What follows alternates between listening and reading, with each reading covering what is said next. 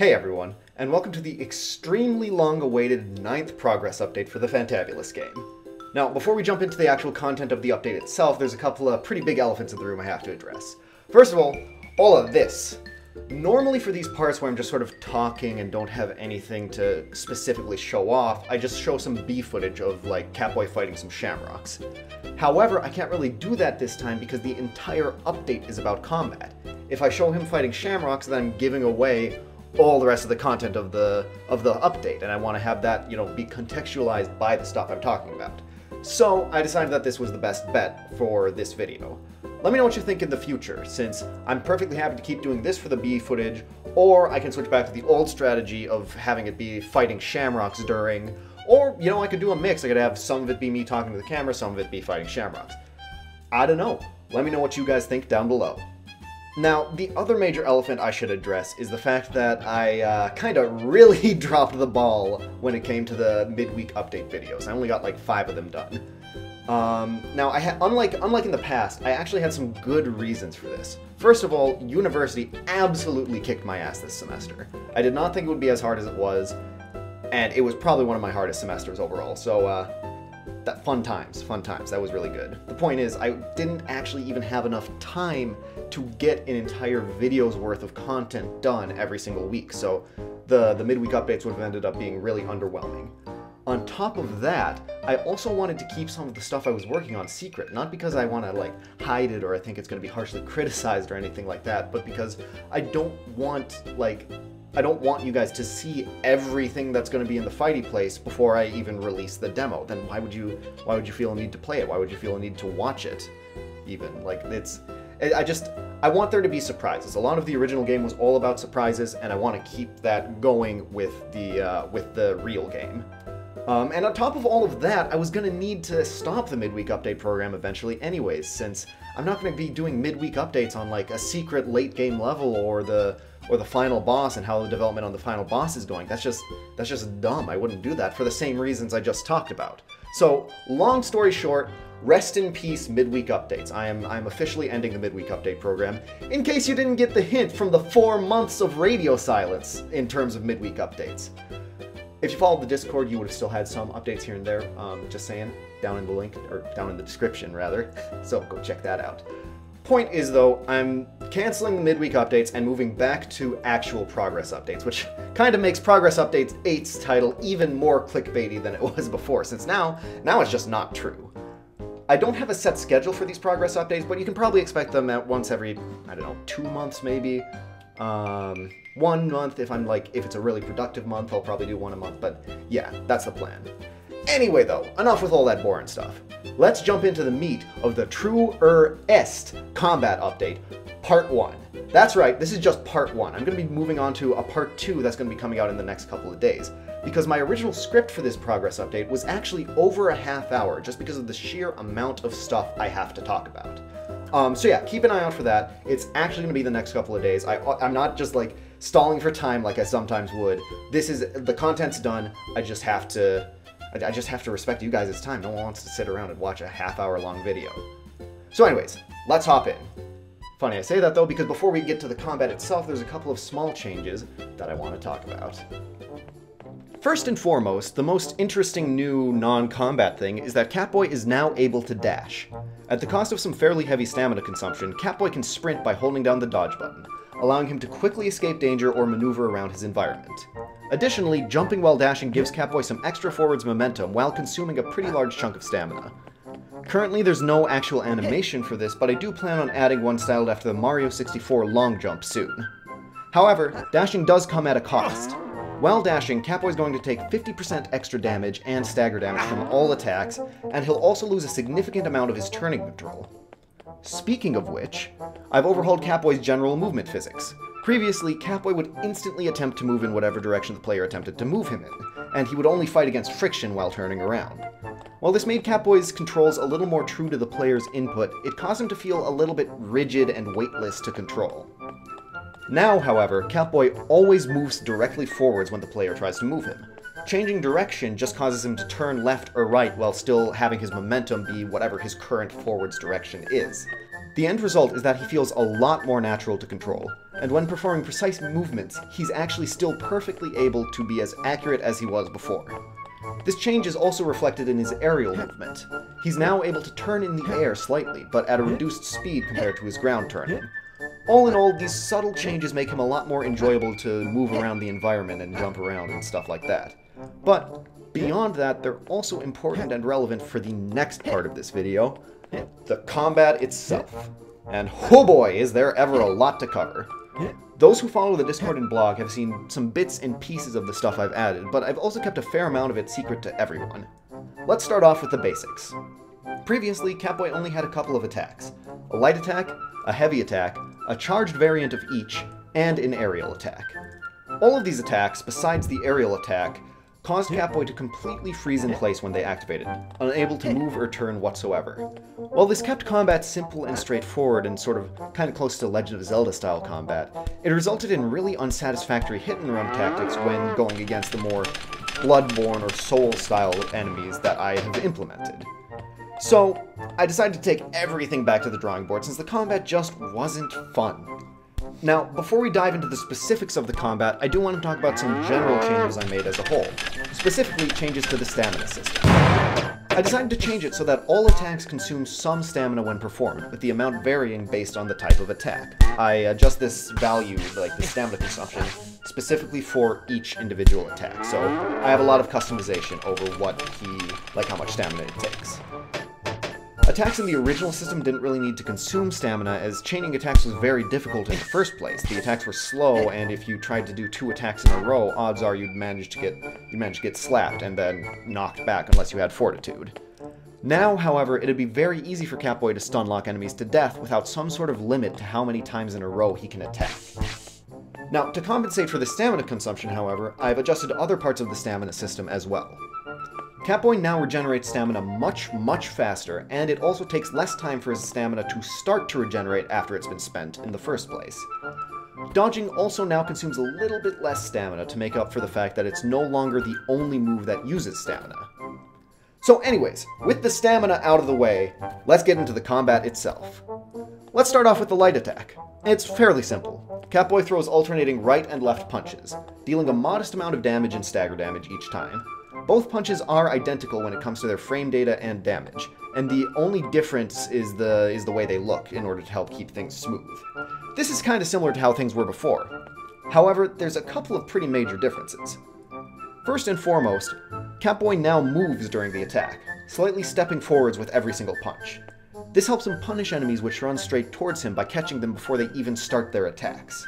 Additionally, during the first part of the punch, Capboy is also able to slightly adjust his angle, allowing him to correct small positioning mistakes without any trouble.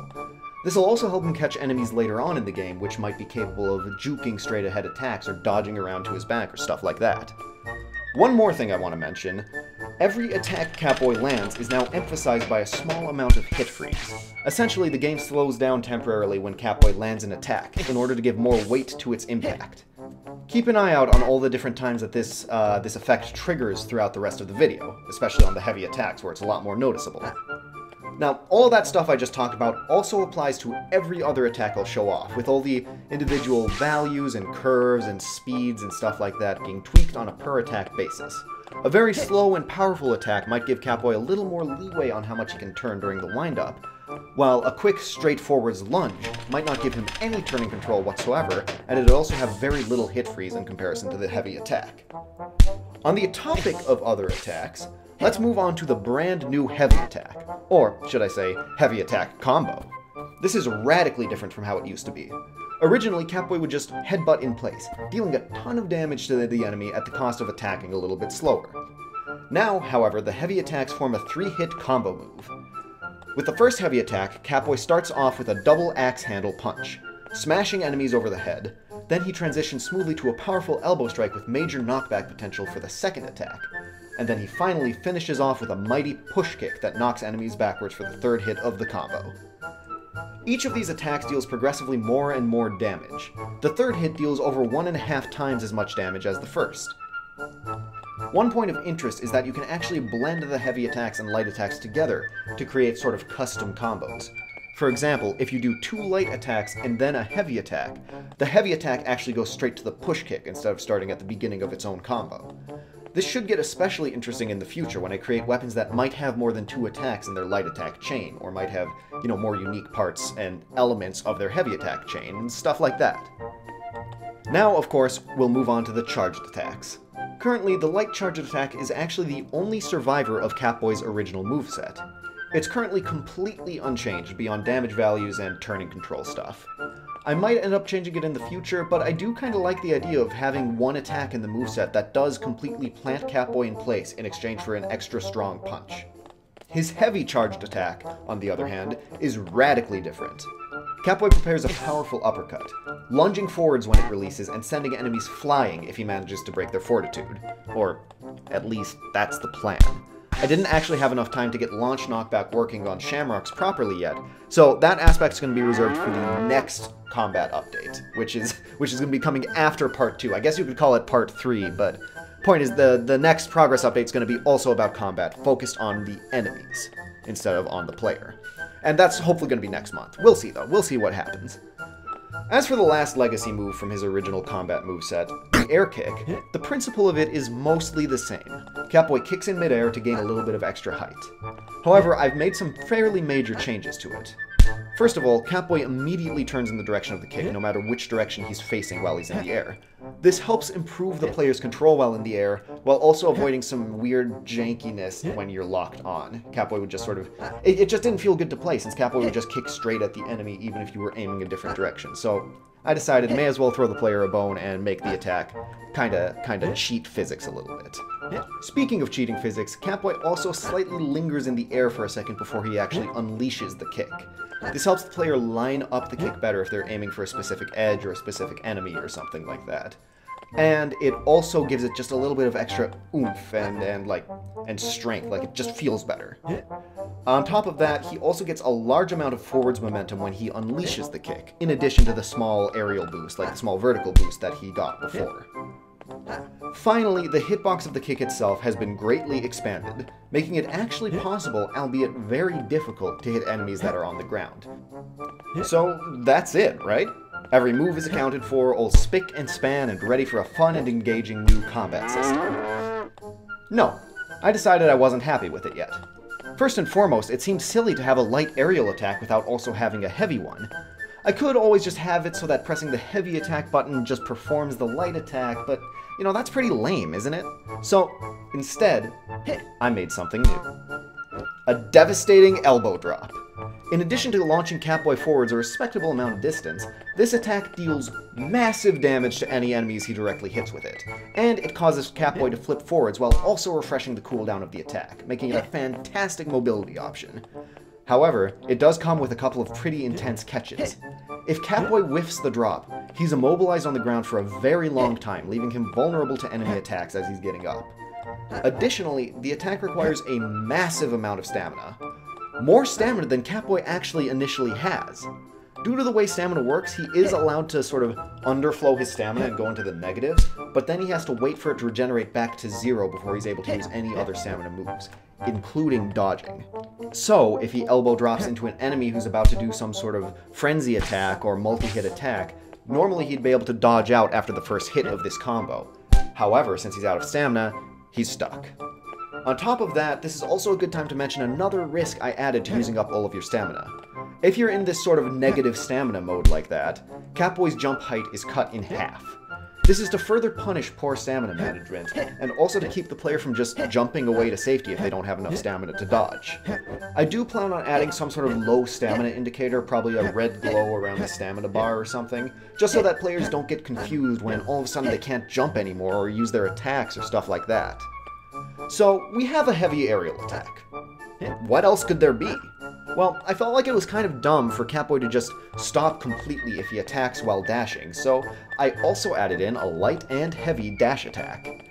These attacks are both still fairly work in progress, as it's pretty hard to translate the momentum of the animation into an actual attack, but I'm still pretty happy with where they're at right now. First of all, the light dash attack. Capboy throws all of his momentum into a quick right jab. This attack deals more damage and stagger damage than the normal light attacks, while also still having fairly similar frame data, as well as coming out a lot faster than the heavy attacks do. I'm considering also switching it to a quick, small uppercut with different knockback values, as I feel like that would just make things look a little bit better.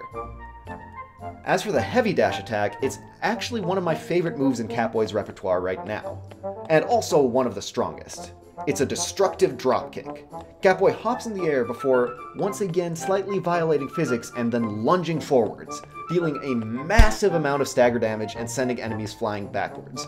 Additionally, unlike the heavy air attack, Capboy recovers fairly quickly, making stamina consumption the only major issue of the attack. However, it's an extremely major issue, as it consumes even more stamina than the heavy aerial, so once again, Capboy needs to be very careful about which enemies he launches into. He needs to be careful if he's fighting a swordsman with full stamina, since then the swordsman can do the multi-hit spin attack, and that just shreds Capboy's health if he can't dodge out of it. Seems like levitating is a little bit exhausting, huh?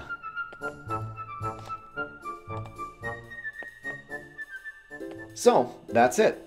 All of Capboy's new Standard Fists moveset.